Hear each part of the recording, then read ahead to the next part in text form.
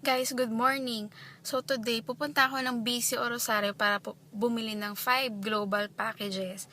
Galing saan yun? May paid ako from Jeddah. Totally stranger na kilala ko sa Facebook. This is a total of 46,400 pesos. Malaking pera to, guys. Pero tingnan nyo naman. Yung nakilala ko, stranger lang yun. What more, ikaw nakakilala ko. Why? Hindi ka magsasali sa business na to.